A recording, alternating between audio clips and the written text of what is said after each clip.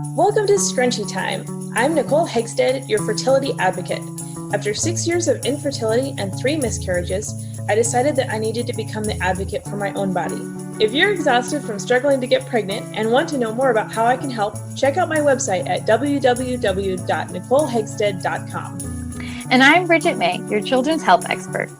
My son was born with a heart condition that led to 3 open heart surgeries, cath labs, a tracheostomy, and a ventilator.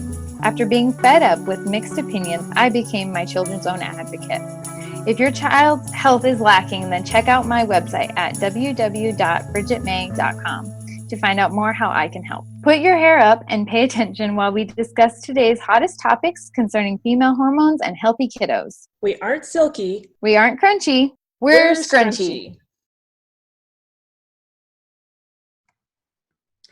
And welcome back to Scrunchy Time. So this week we're going to be doing our second episode on fad diets and dieting mindset and all of that. We ran out of time last time and just decided, well, we're just going to keep talking about this because we really like the subject and we really like yelling at people about their diets, and it's just so much fun. So we're just going to keep going. Like, I don't know, maybe we'll do a third episode. If we just run out of time again, we'll just keep yelling at all of you. So anyway, okay. If you didn't catch that, there's more than enough reasons not to do a fad diet. So many reasons we have to make multiple episodes. Okay, so I'm going to start off with the veganism and vegetarianism thing. So obviously when we talk about diet mindset, we're mostly talking about doing it for weight loss and things like that. There are certain people who actually thrive better on a vegetarian or vegan diet. Usually that has to do with your blood type and stuff like that. There's a lot of factors that go into that. But chemicals in our meat today. Exactly. That kind of thing. There's antibiotics. There's all kinds of stuff. Even our animals are genetically modified now to grow faster, bigger, to produce more meat.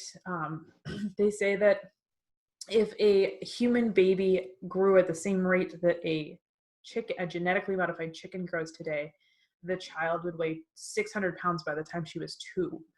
Oh my gosh. In comparison, yes. Yeah. So it's truly horrible what we're doing to our animals. And that's where I was going with this. Lots of people are vegetarian or vegan because of what we're doing to our animals. And that I completely agree with. I completely agree 100%. I have a goal. I have not met this goal yet, so I don't want to be a hypocrite by standing here and saying I don't do this, but I have a goal to no longer spend money supporting companies that sell genetically modified meat or raise or any of that. I don't want any of my money to go to support that. Like I said, I still eat at restaurants and they buy stuff. So eventually, hopefully I'll be able to have the discipline to put my walk where my talk is in that area. But that is my current goal. I'm working there.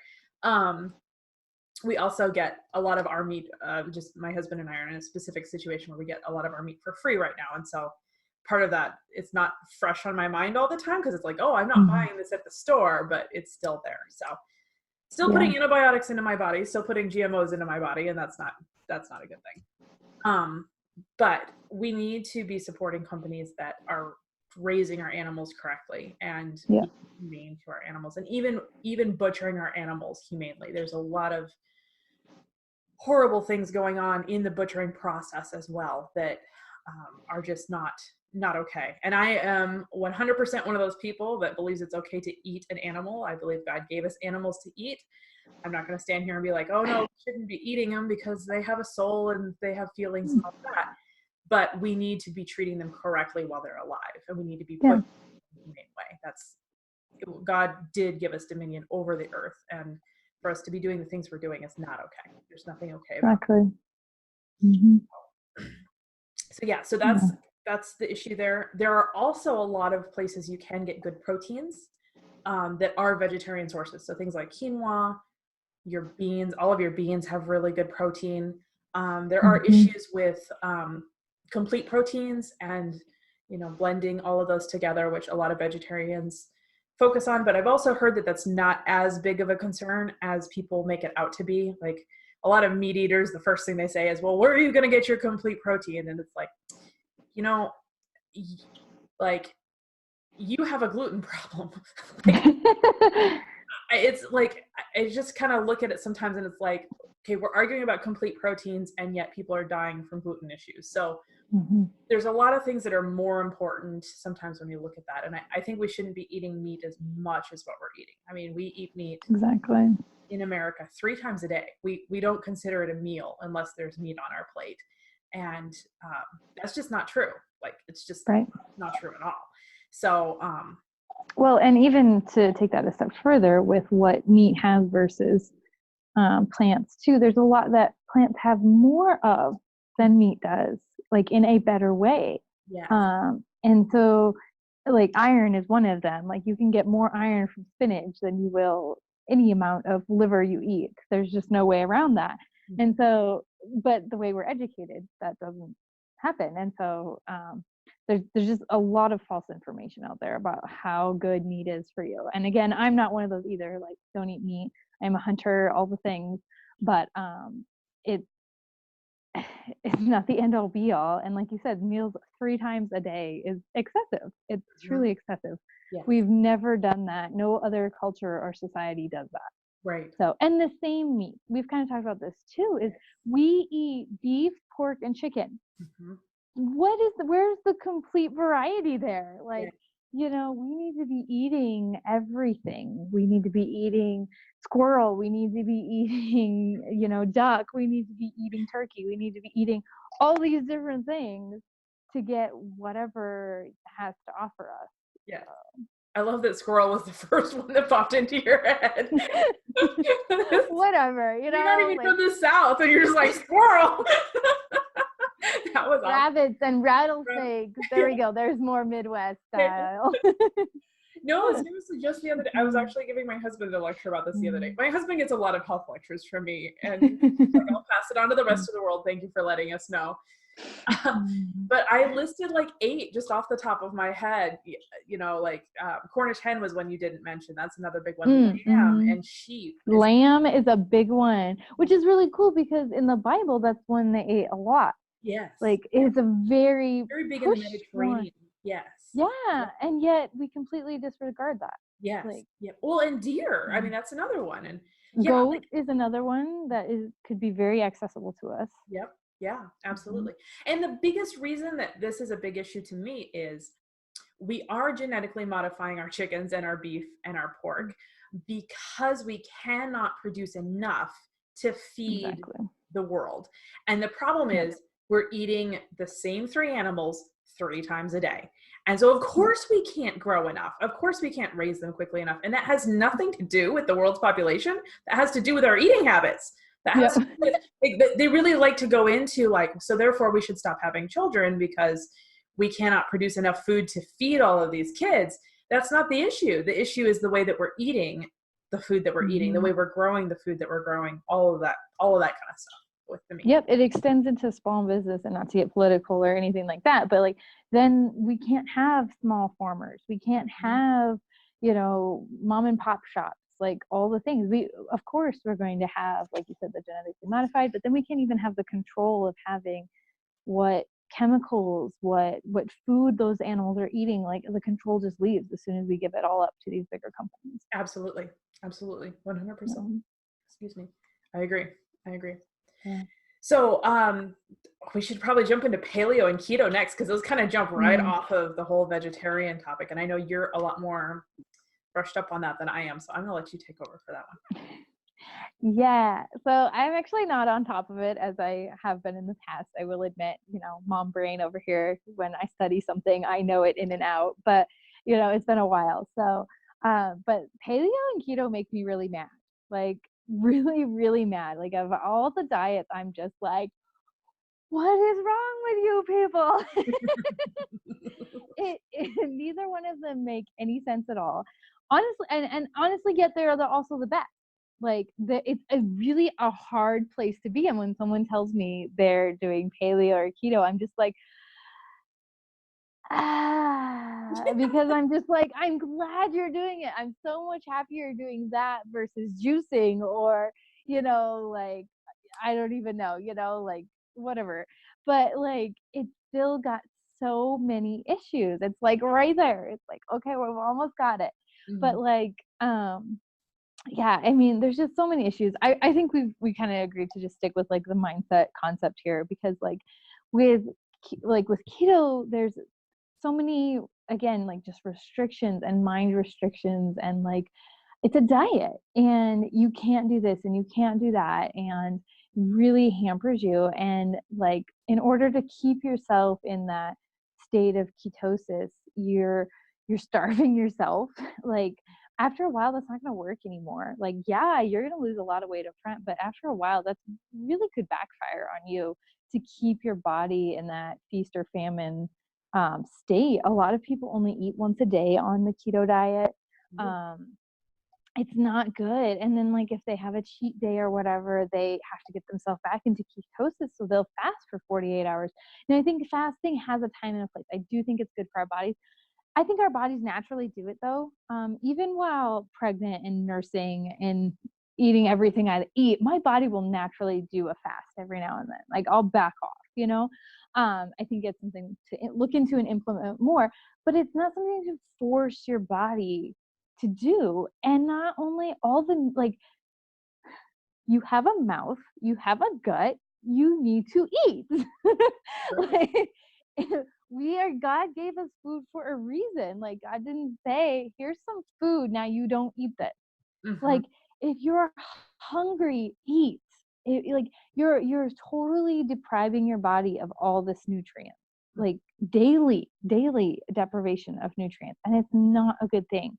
So there's a lot of issues with that. Again, though, like there's a lot of good things with it. Like it does get people to realize a little bit more about processed food. Like it really puts you on a meat and cheese diet. It's really gotten people to realize that there are good fats out there and that fat doesn't make you fat. Yeah. So there are some great concepts that come with it. It's just not the whole picture, and it's not long lasting. It's not going to last forever. Um, um, Honestly, and with the fasting thing too, so much like that, what's going to end up happening with the losing of weight, your body's going to end up not losing the weight, and you're going to hold on to it because your body's like, well, I don't know when I'm going to eat next. Mm. So, so that's what's going to happen there. And then paleo, if I were to agree with any diet, would be the very closest. Like paleo would be right there because it is mostly a vegetarian diet. Not that I'm against meat, but because of, like we said, the meat, the hormones and everything that's in meat, it's really hard to find good meat. But it has its own issues. Like it has so many rules about like eating certain nuts and eating certain vegetables and certain this and certain that, which can be great guidelines to follow if you're trying to correct and heal your gut if something is agitating you and you don't know what it is. But not long term. Like long term, this is not a good thing. You cannot cut out potatoes long term, especially if you are German. Like if you have any heritage at all in that area, it's not going to work for you. Mhm. Your body needs those things. Like our genetics, that is one way our genetics play a huge role in that. Comfort food, all those things. Our body knows how to use that the best because Yeah. we've ate it for hundreds of years. And I want to say something too, real quick about comfort food. Like a lot of people talk about comfort food like it's like a guilty pleasure, like it's something Mm-hmm. bad, and we should feel bad about when we consume it. And it's not at all. Like comfort food usually comes from, like you said, genetics. Usually, it's what your mom made, and they've proven that um, different cultures, different people of different genetic makeups can handle foods that other people can't handle because Yep. for centuries they've been eating the same kinds of foods. And so there's a lot of times where with my clients I'll say, now wait, like why do you think that that's bad to eat, and I had a Hispanic client who was nervous about eating a lot of rice, and I was like, honey, you're Hispanic. Like, no, like, do you have allergies? I went through a whole list of questions with her, it was like, if you're just not wanting to eat this because the news, like some news broadcaster said to stop eating rice, no, that's not why we stop eating foods, you know? And Yep. so we need to be careful of that, because a lot of times it's easy to grow up and say, oh, well, I'm overweight, and so therefore everything I've ever eaten was bad, and like I'm gonna go jump on whatever diet. Again, the Mediterranean diet was a big one for a while. Like, Mm-hmm. and that's great. They eat very well, very lots of vegetables, it's very similar to a paleo diet. Yep. But I'm not Mediterranean. That's only so sustainable to my body, because my body Yep. is Northern European. I am German, Scotch, Irish, like all of those northern, everything up there. Potatoes are in my family, like you said. Yep. They're a big deal. I actually crave potatoes sometimes. I don't eat them Oh often, yeah. but there are times where I crave them. So yeah, no, I agree with you 100%. So anyway, I just wanted to throw that in there about the comfort food, like Yeah. as a clarification, that don't look at that and say, oh, you know, that's comfort food, so that's bad. Like we need to be looking at that and saying, okay, when can I implement that even as self-care into my diet? Exactly. Well, no, actually, I mean, that's a good thing. I was talking to somebody the other day about just going to the coffee shop, and how much of a comfort that is. And honestly, it wouldn't matter what you ordered. It's the ambiance of going to the coffee shop. It really is. I mean, granted, yes, coffee is amazing, smell is amazing. Like I get it. But it is the self-care. And when we live in the stressed out world we do, it's just a comfort to walk in there and be like, some parts of this world are good. Like Yes. that's what that is. And it is the same with our food. When we deny ourselves the one thing we have control over, the one thing we know is good, that's what is that doing to your stress levels? Like we have to have that, especially in the home, especially as women who, traditionally provide that for our family. We're Mhm. supposed to provide the safe comfort space. And if we're like, nope, and we throw all that out the window, like what is that doing psychologically to not us, but also our children? Like, Absolutely. no, that's not good. It's not good at all. So, but yeah, super rabbit trail there. But yeah, there is a time, and even bad comfort food in a processed way has its time and place. Absolutely. I agree with that. I agree 100%. So, because we were raised on that. Mm-hmm. And that is, I mean, we can, and I have, fingers crossed, really kept that from my children. But we cannot deny ourselves that when we've been raised on that, like that in certain instances. Like it's just or it's going to take 10 to 20 years to get it out of us. Like that's the thing. Like I was talking to a gal the other day about cutting out pop and or soda or whatever. And that she was just she falls back into it every time. She'll get off and fall back in. I did the same thing. Mm-hmm. Like you're going to, like, even I was almost a year to the day off pop, and I was at my mom and dad's, and it was like, oh, pop at mom and dad's, like this is so good. And I opened one, and I took a drink, and immediately it was like disgusting. Whose idea was this? Like bad idea. But like it's that comfort. Mm-hmm. And so, like anyway, there's tons of connections that go on there with all that. As you know, I went back on gluten over the summer, and you Mm-hmm. can probably see the inflammation on my face, since spring. I know I can. But my body handled, like I dealt with some things over the spring, and it just came to the point where my body was like, you know what, Nicole, you need to grieve through this stuff and you go eat whatever you want to eat. And so I proceeded to have a cup of coffee, as in not like a black cup of coffee that I brewed at home, but like a caramel mocha every day.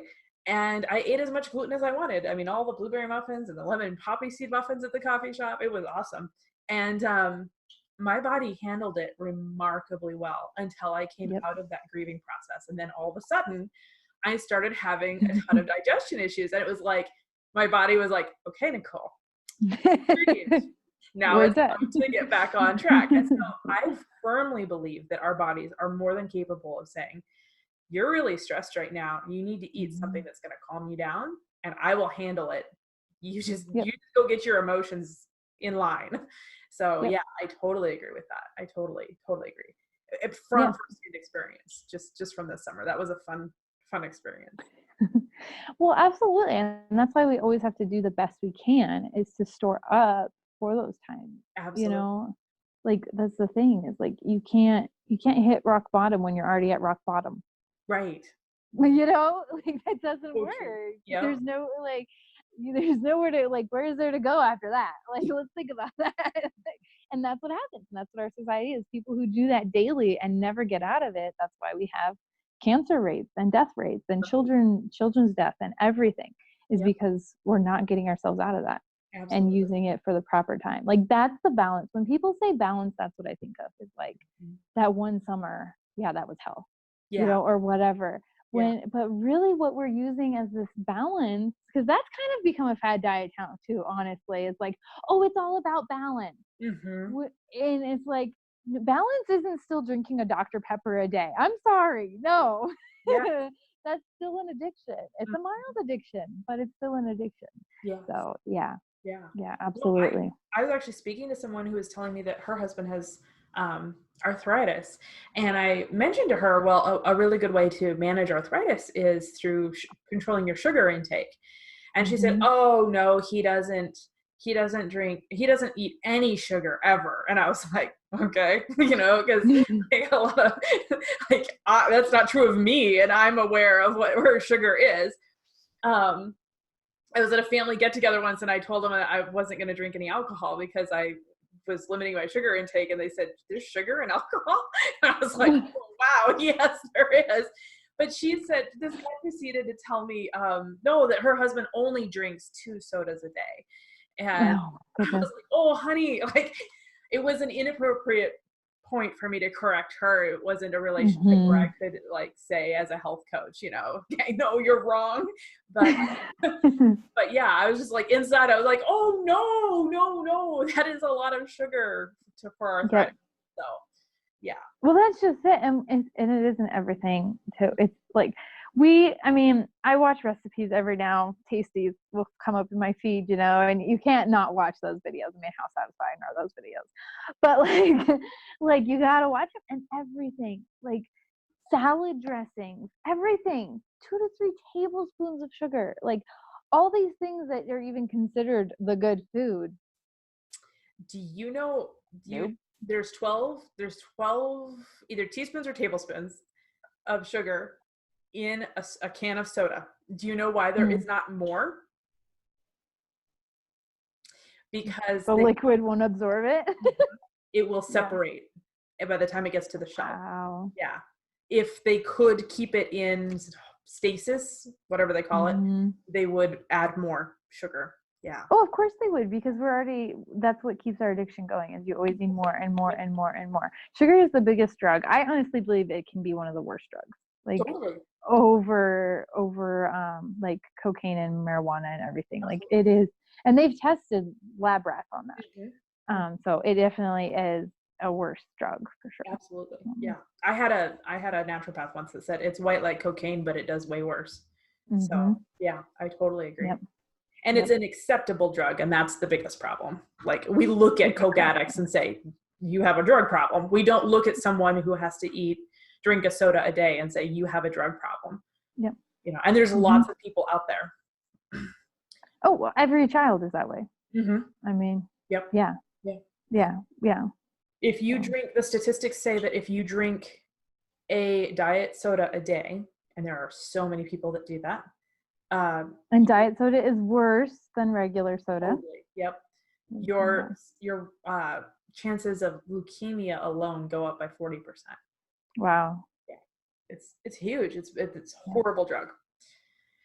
Yeah. Okay, so we were also going to mention really fad diets. These are probably more from the 90s than they are from now, because this is what I remember my parents doing when I grew up. The Slim Fast stuff, but it's still on the shelves, so somebody's buying it. Yeah. I didn't even research what's in that. I can guarantee you it's probably not good. So again, just the name alone, another thing is we should not be losing weight quickly. Right. It's not gonna happen that way. There is no magic pill. And the idea of a drinking something that comes in a can as your meal, like that just, Yeah. that just does not sound okay to me. Yeah, Exactly. no. Yeah. One that my dad did was the Subway diet. It was surprisingly very effective for him, but he was essentially starving himself Hmm. the entire time. I think he lost like 100 pounds on the Subway diet. Oh, wow. And basically what you do is you eat a 6-inch sub for breakfast, and then you have one for lunch, and then you do not eat at dinner. Mm. You can also have a bag of chips with them. But Oh, wow. essentially it's calorie counting is what it is. Hmm. Um, Oh, don't get me started on that. I didn't even think of that one. we talked about that Whoa. last Oh, time. that's right. Yeah, Yes. yeah. Yeah, that's right. But essentially all that it is calorie counting, because the way that my dad, it was back when Jared did the whole Subway diet thing, and he lost all that Mm. weight, which is amazing for Jared. I wonder how he kept it off, because my dad could not keep it off, and his excuse was, I don't own a Subway. So there's that. But my dad was watching, we were eating at Subway, and saw the advertisement, and they print the calories on their napkins, and so he started adding up the calories, and he realized, oh yeah, that would work, and proceeded to do this diet. And the biggest problem for me when I look at the Subway diet is you're still eating all of that bread. Like Mhm. 50% of your diet is going to be gluten. And I personally am of the belief, I don't force gluten free on everyone, but I personally believe that because wheat is genetically modified, which is why gluten is a problem. Everyone is allergic to it. I believe it Yeah. actually affects all of us, some really small and some really big. But I can't imagine doing that to your digestion like daily as a diet. Like that just is a lot. And then, Well, especially now. Like, I mean, we've kind of talked about that too, but like the bread then and the bread now are different too. Like, not just for the gluten, like the added sugar. Like, how much sugar have they upped up putting in there? The added chemicals, the added preservatives, like all the things that they do worse now. we talked about this specifically last time before when we were prepping for these episodes. Like, I Mm. remember I used to eat a Subway sandwich and I was like, oh, that was good. Like lots of Mhm. vegetables, lots of, like, I feel sustained. And now I eat a Subway sandwich and I'm like, I feel like I just ate McDonald's. Like it literally Mhm. makes my body feel yucky, just like Yep. McDonald's makes my body feel yucky. So Mhm. yeah, I agree. I don't know what they're doing at Subway, but and nothing to diss on. I mean, all the And fast that would be a continuation of that though too, is now the vegetables and stuff too, and all the right. junk that is on them. That wouldn't have been there in the 90s, like not as extreme. Not as extreme. Yeah. Yeah, Yeah. exactly. The other problem with the Subway diet is, again, you're getting limited amounts of vegetables versus so you got Mhm. 50% of it's going to be your bread, and then 50% of what's left, so 25% is going to be meat or cheese Yep. and cheese. Um, and then like you've got, a piddly amount of vegetables on there. I even, when I do get Subway, I'll ask them for spinach, and I'll even ask them for more spinach. Um, Mhm. and they always kind of look at me like, we're not supposed to give out the spinach in this amount. And it's like, well, I'm sorry, that's what I want. Like, Mhm. I realize spinach is expensive. It's the most nutritionally balanced thing in this case, so I want more of that, please. Right. Yeah. Mm. It's yeah. So anyway, again, problems there are going to be your calorie counting and your starvation mode and all of that. Mhm. Healthy choices kind of just piggybacks that. Healthy choices, anything that's going to be like a TV dinner kind of thing. I do enjoy Amy's organic dinners because they're easy, not because I'm counting calories. And that's what's really important to remember why you're doing something. If you get to Mhm. the end of eating a TV microwavable dinner and you're still hungry, go eat more fruits and vegetables. Yep. So don't limit yourself to those. But sometimes Amy's dinners are really nice for like packing for lunch, for work, things like that. But I don't ever use them as a diet. That's what's important, is to stay away Yep. from diet mentality. And then Mhm. obviously like your healthy choices, your lean cuisine. I can't even think of all the rest of them. Like they're going to be highly processed, full of Mhm. chemicals, and then we're microwaving them. So any nutritional enzymes. In plastic. Yep, exactly. Microwaving them in plastic, which Amy's comes in like a paper. It's a coated paper, Mm. so there's going to be BPA's in there. But yeah, So you've got your problems there, like, with all of that. So weigh your options. Um, and then juicing. Juicing is a big one. Like, all healthy people juice. A millennials juice. It's a big thing with millennials. It's a big thing with millennials. And the biggest problem with juicing is that you're removing fiber. Now, when we say you can eat all of the strawberries that you want and all of the blueberries that you want, it's because the sugar that is in those fruits comes with fiber. And when those fruits and vegetables hit your digestion, it has to slow down to process that fiber. And so your digestion slows way down, and then the sugars get released into your bloodstream very slowly because it takes a long time for your digestion to digest that. When you drink something that's been juiced, it's just like eating a candy bar because there is nothing left in that to slow down your digestion. And so it hits your bloodstream the same way that a soda would, the same way that a candy bar would. And the biggest problem with that for my clients is when you cause a spike in your blood sugar like that, first of all, when you crash, you're going to reach for the next thing, which would be a candy bar, coffee, pop. So now you're craving that again. Or if you're really on top of juicing, you'll juice again, and then you'll get another blood sugar strike, just like if you had anything else. And the problem with that yo-yo effect in the blood sugar is you can actually literally throw your hormones out of balance. It creates a cortisol reaction. And so a lot of women actually have infertility because of blood sugar issues. And so the last thing you want to do if you have this issue is juice. Like, it's the last thing. And a lot of people turn to it like a healing thing because, well, we can get so many fruits and vegetables into our body. That's fine. Make a smoothie, blend it, drink it that way. There's nothing wrong with that. Nothing wrong with that at all. But to remove the fiber completely from something, you're breaking it down from a complex carb into a simple carb. And we talked about that in 2 weeks ago or 4 weeks ago. So if you missed that episode, go back and listen to the part 1 of this, because we talked about the importance between a complex carb and a simple carb. And if you do that, then you might as well just eat a candy bar for lunch. Literally. Like, there's no difference at all.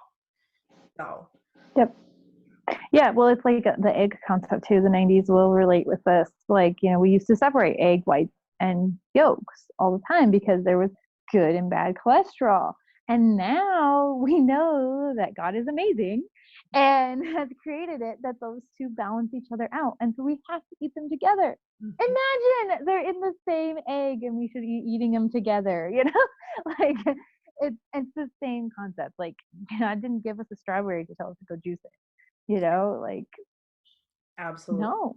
Absolutely. And you mentioned making a smoothie. The first thing that came to my mind too with that is like, and guess what? You're fuller. Like, you're not hungry. You're not starving. What does that tell you? That tells you you've nourished your body. Yes. And that's the first thing I hear about the juicing diet is I'm hungry all the time. I'm hungry. Yep.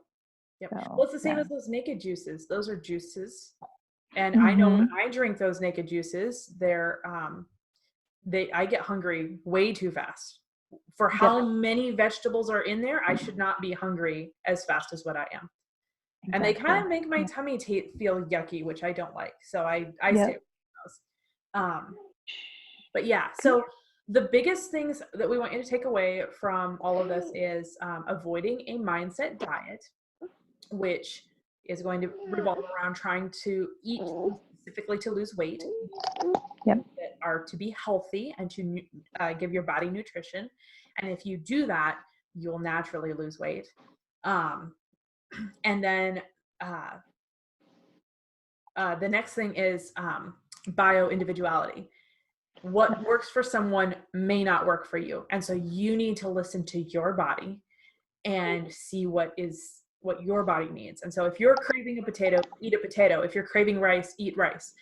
The closer that the product is to what God created, the better it's going to be for you. So a whole carrot versus mashed carrots versus that doesn't work. I was going to do the potatoes. A whole potato versus mashed potatoes versus French fries, right? Like, it's all the same thing, but it's way healthier in its whole potato state. So try and stick to whole foods and think through, did God create this, or did man create it, or did man alter it? If man was involved in any of the production other than picking it and handing it to you, then there's a problem with it. So I think that's the biggest stuff we wanted to hit. Did I miss anything? Yeah. No, I think that's it. Just like, yeah, I think you hit it all. Sorry, my babies are waking up. Thank you for joining us today, and you guys have a wonderful day. We will see you in a couple weeks. Bye. All right, bye. Thanks for joining us on today's podcast. If you'd like to know more about our programs or watch the podcast in video form, you can visit our websites, where we also share links and resources concerning the different topics that we have discussed. Check me out at www.nicolehegsted.com. And check me out at www.bridgetmay.com. See you next time.